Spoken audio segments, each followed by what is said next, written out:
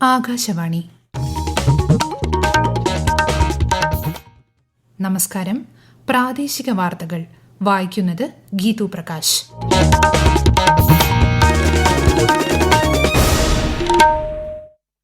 പ്രധാന വാർത്തകൾ. പാർലമെന്റിന്റെ ഇരുസഭകളുടെയും സംയുക്ത സമ്മേളനത്തിൽ രാഷ്ട്രപതി നടത്തിയ പ്രസംഗത്തിന്മേലുള്ള നന്ദി പ്രമേയത്തിന് പ്രധാനമന്ത്രി നരേന്ദ്രമോദി ഇന്ന് രാജ്യസഭയിൽ മറുപടി നൽകും. അമേരിക്കയിൽ നിന്ന് ഇന്ത്യൻ പൌരന്മാരെ നാട്ടിലേക്ക് തിരിച്ചയച്ച വിഷയത്തെ ചൊല്ലി പാർലമെന്റിന്റെ ഇരുസഭകളിലും പ്രതിപക്ഷ ബഹളം. 2025-26 സാമ്പത്തിക വർഷത്തേക്കുള്ള സംസ്ഥാന ബജറ്റ് നാളെ ധനമന്ത്രി കെ.എൻ. ബാലഗോപാൽ നിയമസഭയിൽ അവതരിപ്പിക്കും. കേരള ഓട്ടോമോട്ടീവ് ടെക്നോളജി സമ്മിറ്റിന് തിരുവനന്തപുരത്ത് തുടക്കമായി. ഇലക്ട്രിക് വാഹനങ്ങളുടെ നിർമ്മാണ രൂപരേഖയിൽ ഊന്നൽ നൽകുന്ന സംസ്ഥാനത്തെ ആദ്യ വ്യവസായ പാർക്ക് വിളപ്പിൽശാലയിൽ ആരംഭിക്കുമെന്ന് മന്ത്രി പി രാജീവ്. 38ാമത് നാഷണൽ ഗെയിംസിൽ മെഡൽ പ്രതീക്ഷയുമായി തായ്ക്കൊണ്ടോയിൽ കേരള താരങ്ങൾ ഇന്ന് മത്സരിക്കും.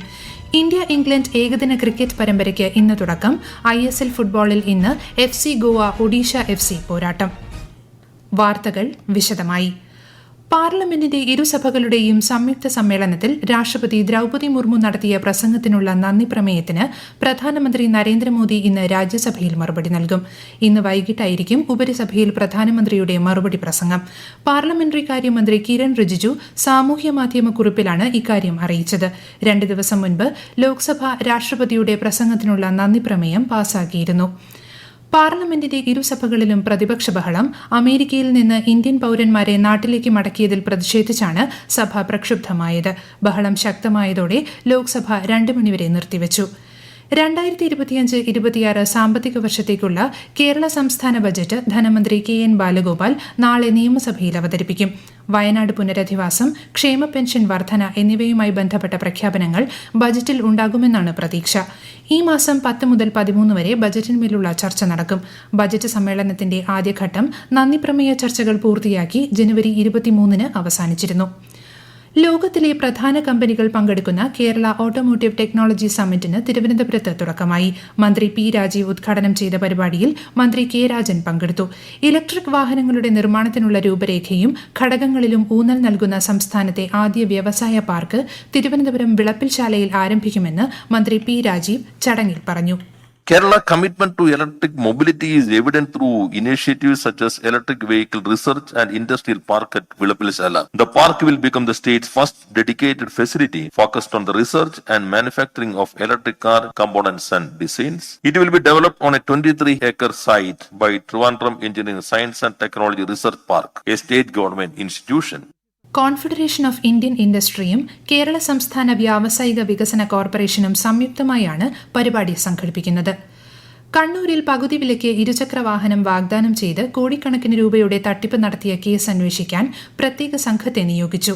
Kannur assistant police commissioner in charge Jayan ഡൊമിനിക്കിന്റെ നേതൃത്വത്തിലുള്ള സംഘമാണ് കേസ് അന്വേഷിക്കുന്നത്.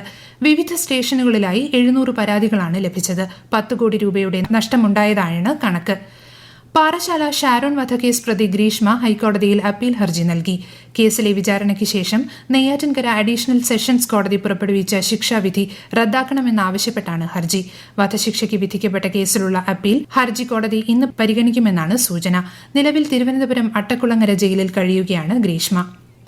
കോഴിക്കോട് മുക്കത്തിന് സമീപം ഹോട്ടൽ ജീവനക്കാരിയെ ഉപദ്രവിക്കാൻ ശ്രമിച്ച സംഭവത്തിൽ പ്രതികളായ 2 പേർ കോടതിയിൽ ഹാജരായി. കേസിൽ ഹോട്ടൽ ഉടമയെ ഇന്നലെ പോലീസ് അറസ്റ്റ് ചെയ്തിരുന്നു. ഈ വാർത്തകൾ ആകാശവാണിയിൽ നിന്ന്. ആകാശവാണി വാർത്തകളും വാർത്താധിഷ്ഠിത പരിപാടികളും all India radio news Thiruvananthapuram YouTube ചാനലിലും all India radio news Thiruvananthapuram Facebook പേജിലും AR News_ തിരുവനന്തപുരം ഇൻസ്റ്റഗ്രാം അക്കൌണ്ടിലും AR News_TVM X ഹാൻഡിലും ലഭ്യമാണ്. ആകാശവാണി പ്രക്ഷേപണത്തിന്റെ 75 വർഷങ്ങൾ ആഘോഷിക്കുന്ന പശ്ചാത്തലത്തിൽ മാവേലിക്കര രാജ്യാന്തര പുസ്തകോത്സവ സമിതിയുടെ സഹകരണത്തോടെ സെമിനാർ സംഘടിപ്പിക്കുന്നു.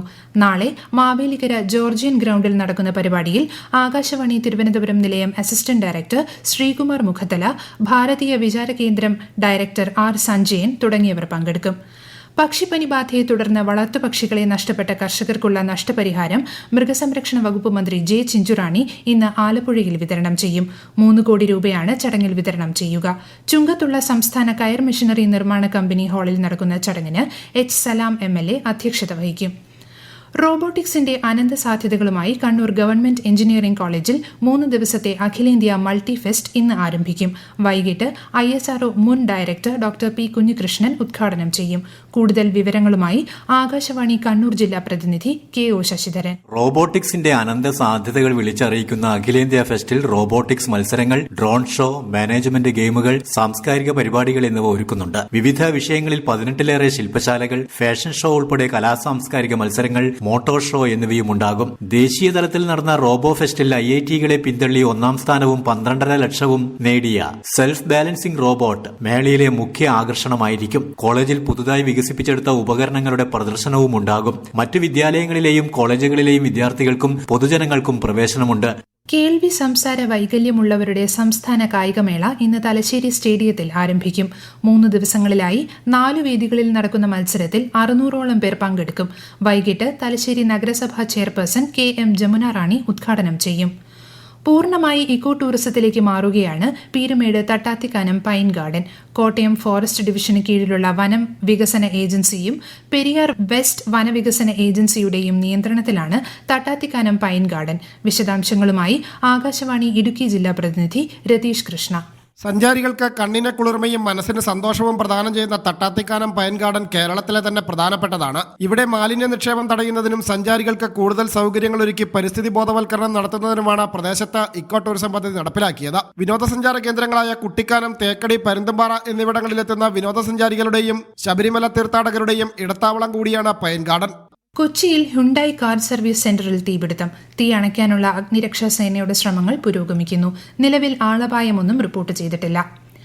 38ാമത് നാഷണൽ ഗെയിംസിൽ മെഡൽ പ്രതീക്ഷയുമായി തായ്ക്കൊണ്ടോയിൽ കേരള താരങ്ങൾ ഇന്ന് മത്സരിക്കും. കൈറോഗിൽ 57 കിലോഗ്രാം വിഭാഗത്തിൽ KA എബിനയും വനിതാ പുംസയിൽ ലയ ഫാത്തിമയും ഇന്ന് മത്സരിക്കും. ഫുട്ബോളിൽ ഫൈനൽ യോഗ്യത നേടിയ കേരള ടീം നാളെ ഉത്തരാഖണ്ഡിനെ നേരിടും. അത്ലറ്റിക് മത്സരങ്ങൾ മറ്റന്നാൾ ആരംഭിക്കും. നാഷണൽ ഗെയിംസിൽ 29 സ്വർണവുമായി കർണാടകയാണ് മുന്നിൽ. സർവീസസ് 2ാമതും മധ്യപ്രദേശ് 3ാം സ്ഥാനത്തുമാണ്. 9 സ്വർണം ഉൾപ്പെടെ 24 മെഡലുകളുമായി കേരളം 9ാം സ്ഥാനത്താണ്. ഇന്ത്യ ഇംഗ്ലണ്ട് ഏകദിന ക്രിക്കറ്റ് പരമ്പരയ്ക്ക് ഇന്ന് തുടക്കമാകും. മഹാരാഷ്ട്രയിലെ നാഗ്പൂരിൽ വിദർഭ ക്രിക്കറ്റ് അസോസിയേഷൻ സ്റ്റേഡിയത്തിൽ ഉച്ചയ്ക്ക് 1:30 മത്സരം. ഇന്ത്യൻ ടീമിനെ രോഹിത് ശർമ്മ നയിക്കും. ജോസ് ബട്ട്ലർ ആണ് ഇംഗ്ലണ്ട് ടീമിനെ നയിക്കുന്നത്. ISL ഫുട്ബോളിൽ ഇന്ന് FC ഗോവ ഒഡീഷ FCയെ നേരിടും. രാത്രി 7:30 ഗോവയിലെ ജവഹർലാൽ നെഹ്റു സ്റ്റേഡിയത്തിലാണ് മത്സരം. ഇന്നലെ നടന്ന മത്സരത്തിൽ പഞ്ചാബ് FCയെ പരാജയപ്പെടുത്തി മോഹൻ ബഗാൻ പ്ലേ ഓഫ് യോഗ്യത നേടി. സംസ്ഥാനത്ത് ഇന്നും നാളെയും ഒറ്റപ്പെട്ടയിടങ്ങളിൽ സാധാരണയേക്കാൾ 2 മുതൽ 3 ഡിഗ്രി സെൽഷ്യസ് വരെ താപനില ഉയരാൻ സാധ്യതയെന്ന് കേന്ദ്ര കാലാവസ്ഥാ വകുപ്പ്. പൊതുജനങ്ങൾ ജാഗ്രത പാലിക്കണം. നിർജ്ജലീകരണം ഒഴിവാക്കാൻ ധാരാളം വെള്ളം കുടിക്കണമെന്നും പകൽ 11 മണി മുതൽ 3 മണി വരെ നേരിട്ടുള്ള സൂര്യപ്രകാശം ഏൽക്കരുതെന്നും നിർദ്ദേശമുണ്ട്. കള്ളക്കടൽ പ്രതിഭാസത്തിന്റെ ഭാഗമായി കേരള തീരത്ത് ഇന്ന് ഉയർന്ന തിരമാലയ്ക്കും കടലാക്രമണത്തിനും സാധ്യതയുണ്ടെന്ന് ദേശീയ സമുദ്രസ്ഥിതി പഠന ഗവേഷണ കേന്ദ്രം. തീരദേശവാസികളും മത്സ്യത്തൊഴിലാളികളും ജാഗ്രത പാലിക്കണം. ചെറിയ വള്ളങ്ങളും ബോട്ടുകളും ഈ സമയത്ത് കടലിലേക്ക് ഇറക്കുന്നത് ഒഴിവാക്കേണ്ടതാണ്. രാജ്യത്തെ ഓഹരി വിപണികളിൽ നഷ്ടം. ബോംബെ ഓഹരി സൂചിക സെൻസെക്സ് 272 പോയിന്റ് താഴ്ന്ന് 77,999 പോയിന്റിലും ദേശീയ ഓഹരി സൂചിക നിഫ്റ്റി 82 പോയിന്റ് താഴ്ന്ന് 23,614 വ്യാപാരം തുടരുന്നു. സ്വർണ്ണവില കൂടി. ഗ്രാമിന് 25 രൂപ കൂടി 7,930 രൂപയും പവന് 200 രൂപ വർദ്ധിച്ച് 63,440 രൂപയുമാണ് ഇന്നത്തെ വില. പ്രധാന വാർത്തകൾ വീണ്ടും. പാർലമെന്റിന്റെ ഇരുസഭകളുടെയും സംയുക്ത സമ്മേളനത്തിൽ രാഷ്ട്രപതി നടത്തിയ പ്രസംഗത്തിന്മേലുള്ള നന്ദി പ്രമേയത്തിന് പ്രധാനമന്ത്രി നരേന്ദ്രമോദി ഇന്ന് രാജ്യസഭയിൽ മറുപടി നൽകും. അമേരിക്കയിൽ നിന്ന് ഇന്ത്യൻ പൌരന്മാരെ നാട്ടിലേക്ക് തിരിച്ചയച്ച വിഷയത്തെ ചൊല്ലി പാർലമെന്റിന്റെ ഇരുസഭകളിലും പ്രതിപക്ഷ ബഹളം. 2025-26 സാമ്പത്തിക വർഷത്തേക്കുള്ള സംസ്ഥാന ബജറ്റ് നാളെ ധനമന്ത്രി KN ബാലഗോപാൽ നിയമസഭയിൽ അവതരിപ്പിക്കും. കേരള ഓട്ടോമോട്ടീവ് ടെക്നോളജി സമ്മിറ്റിന് തിരുവനന്തപുരത്ത് തുടക്കമായി. ഇലക്ട്രിക് വാഹനങ്ങളുടെ നിർമ്മാണ രൂപരേഖയിൽ ഊന്നൽ നൽകുന്ന സംസ്ഥാനത്തെ ആദ്യ വ്യവസായ പാർക്ക് വിളപ്പിൽശാലയിൽ ആരംഭിക്കുമെന്ന് മന്ത്രി P രാജീവ്. 38ാമത് നാഷണൽ ഗെയിംസിൽ മെഡൽ പ്രതീക്ഷയുമായി തായ്ക്കൊണ്ടോയിൽ കേരള താരങ്ങൾ ഇന്ന് മത്സരിക്കും. ഇന്ത്യ ഇംഗ്ലണ്ട് ഏകദിന ക്രിക്കറ്റ് പരമ്പരയ്ക്ക് ഇന്ന് തുടക്കം. ISL ഫുട്ബോളിൽ ഇന്ന് FC ഗോവ ഒഡീഷ FC പോരാട്ടം. വാർത്തകൾ കഴിഞ്ഞു. അടുത്ത വാർത്താ പ്രക്ഷേപണം 12:50.